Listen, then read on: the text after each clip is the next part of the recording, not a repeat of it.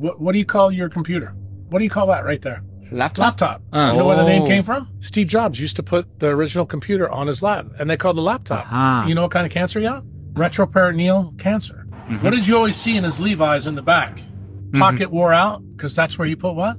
iPhone. He writes a book. You know what it said in the book? You need to go read it. It said, I don't want my kids to use my technology. Do you know why? Yeah, I've heard that before. Steve Jobs knew that his technology was a problem. Do you know how I can tell you guys that it's a problem? iPad 2 came out. Do you know that iPad 2 had an infrared detector in it so that when the detector touched the kid, it would turn off the RF and microwaves? Wow. Do you want to know why it's important for you to know? Apple never marketed it. Do you know why? If they would have marketed it, they would have told you, you would have asked the question, is this good or bad? 32,000 people work for the NSA. Americans didn't even know the NSA existed until 1975. What are those 32,000 people doing? I mean, obviously they have spies that are trying to make sure other countries don't interfere with our communications or our companies. And then, of course, they're also, killing Americans that are leading new movements that they deem detrimental. But what are the other, 30,000 people there doing? Can you imagine your mom or dad just works for the NSA? You come home from school and they're like, hey, how was your day, honey? And you're like, good, how was your day? And they're like, I can't say shit. That is so wild. What are these people doing? What are you doing? You watch your TV, but with this hack, your TV can watch you. Show us how that works. So one of the things that we were able to do with the Smart TV platform was actually abuse the browser to the extent that we could actually gain access to the camera that's built into the TV. Right. And so what we can prove here is that with a little bit of extra code, we can turn the camera on in your browser. Wow. And while this is evident to you right here because we've designed it that way, this is something that we can do invisibly and actually have the camera running behind the web page that you're looking at. So what this means is I could be sitting here watching TV from my bedroom, and you could be anywhere in the world looking at this image of me watching. Yep, I could be sitting on a laptop in a cafe in Paris, and as long as I have a network connection, I'd be able to get into your TV and access the camera. The kind of scary things about it is that it doesn't actually give any indication that the camera's on, and there is no little LED that shows up when the camera's on. So it could actually be watching you and you'd never even know. What is a smart TV, and why is it a playground essentially for hackers? Right. It's a computer. So instead of just being, a tube and some other electronics, now it has a web browser and it has, a lot of devices are running Linux. But the real danger is when people start using smart TVs for things like online banking, we can take a popular bank address and translate that into a different IP address. Even if you don't think you're being tracked online, you are. Your internet service provider can see everything you do. Well, there probably isn't a guy sitting in a corner office watching your every move.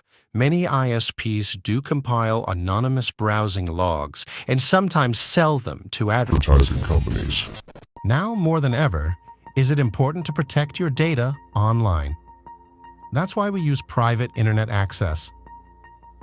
With private internet access, you can safeguard all your online activity with military-grade encryption, protecting you from hacks, governments, and even your own internet provider.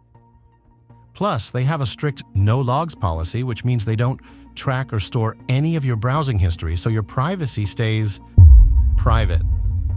One click and you're protected, no complicated setup required. That's why we are self-use private internet access for everything we do online. Get 83% off and 4 months free using our link for a limited time. You can click the link in the description to try it out today.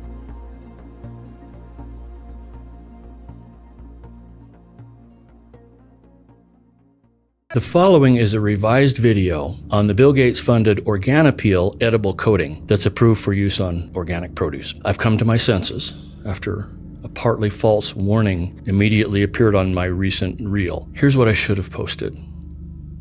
Natural organic food is just too, organic and natural. I would advise adding a man-made coating to consume along with your organic produce, and you should look for these qualities. 1, it should increase shelf life, so a cheaper price. And cheap should always be your first consideration. Number 2, it should be registered with the EPA as a pesticide, basic tenet of the organic label. And 3, make sure the full ingredients that make up your coating are not fully disclosed. That's important to anyone who shops organic. Also, The labeling required by the EPA on this coating cautions the produce suppliers or distributors who apply the coating to your produce to wash thoroughly with soap and water after handling and before eating, drinking, chewing gum, using tobacco, or using the toilet. So be sure and wash your hands after touching it, then go ahead and eat the coating. Let me just close this new and improved reel on Organapeel with my thanks to brilliant minds like Bill Gates for never-ending efforts to improve our food supply. The NSA broke into my Signal account, which I didn't know they could do. How do you know the NSA broke into your Signal? Because they admitted it. I got a call from somebody in Washington. This person said, you know, are you going to come to Washington anytime soon? Yeah, actually, I'm going to be up in a week. Meet me Sunday morning. So I go, and this person's like, are you planning a trip to go see Putin? And I was like, how would you know that? I haven't told anybody. I mean, anybody. Not my brother, not my wife, nobody. How would you know that? Because NSA pulled your text with this other person you were texting. How did you know that? Hey guys, this is a bit scary. No wonder Elon Musk gave this video an exclamation mark.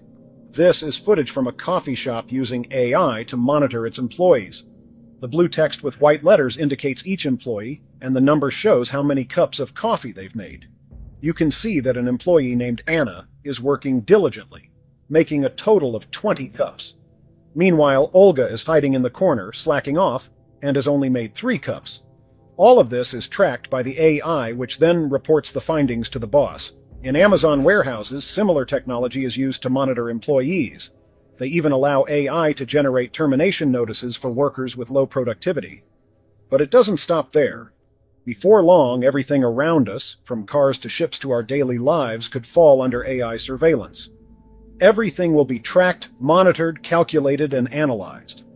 If you're wondering what AI is really capable of, well, this is your answer. Under an ice shelf, and the discovery was an accident. I don't understand why there's all this chapping around the eyes. Looks like it would live in a really cold area. Some of these unexpected discoveries are revealed by the scientists. Oh my goodness. Oh my goodness, that's amazing. Who have explored the depths of Antarctica. Imagine finding a mammoth frozen in ice. That's what fascinated the paleontologists. As they carefully unwrapped it, they could hardly believe their eyes. Oh my goodness. Oh my goodness. It's amazing. It was about as old as a young elephant when it was no more. Its body was all twisted, like it was doing a funny dance. The scientists could even see its feet and its strawberry blonde hair. Every part of the mammoth tells a story about how it lived. By studying it, paleontologists hope to learn why these big, hairy elephants disappeared. In other words, they're looking at bones and fur. Look what this guy had to say about the government hiding Nephilim giants in their military bases. Greg Renrich, that was one of the things that he told me. He's the one that was talking about seeing the giants in the deep underground military bases. He said that one of the first things that they had to do before he was allowed to go into S4 or S20 or any of the others, they made him sign an affidavit saying, you're not allowed to use the name Jesus Christ in these underground facilities, not even if you stub your toe or anything. And he said that he saw 10 to 25 foot tall giants in these underground bases and said that they were, the human scientists and other people working side by side with him. He said that they even came right out and said they were the Nephilim. You want a real rabbit hole? We're going to Turkey. Turkey has some of the wildest stuff on the planet, hands down. Who makes it?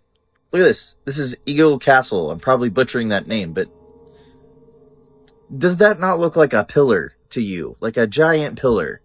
That's huge. Those are people. Look at the boat. There's a rock-cut monastery that you can go inside, just like the one in Ethiopia. When you go inside this one, it's decorated head to toe like a cathedral. Turkey is ancient. We have megalithic architecture and rock-cut temples in Sorna, the city of oracles, and the ancient theater of Side rivals the Colosseum in Rome. It's insane. Göbekli Tepe and Karahan Tepe are also in Turkey. These two push civilization back 5,000 years from what we thought. They were buried really fast, like something was happening outside. The fact that every ancient culture has a flood myth would make Derinkuyu make sense. It's an 8-story underground city with locking doors, water access, and air vents. 20,000 people can live in this city, and it is connected by a 5-mile long tunnel to Kimakli, another underground city, forming a network of over 200 underground cities in Turkey. Its next-door neighbor, Armenia, has a megalithic avenue similar to Karnak in France, making this whole area the most mysterious thing I've ever seen. Have fun with that rabbit hole. The government is about to pass a law that could completely kill encrypted messaging. While the Take It Down Act's goal to remove explicit content posted without consent is noble, the legislation introduces major threats to encryption, privacy, and free speech. The law requires platforms to take down intimate content that's been shared without consent within 48 hours of being notified by a victim or their representative.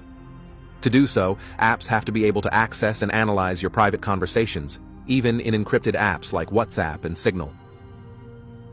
This undermines end-to-end encryption. Once platforms are required to scan private messages, those messages are no longer truly private. Secure communication becomes impossible under blanket scanning mandates.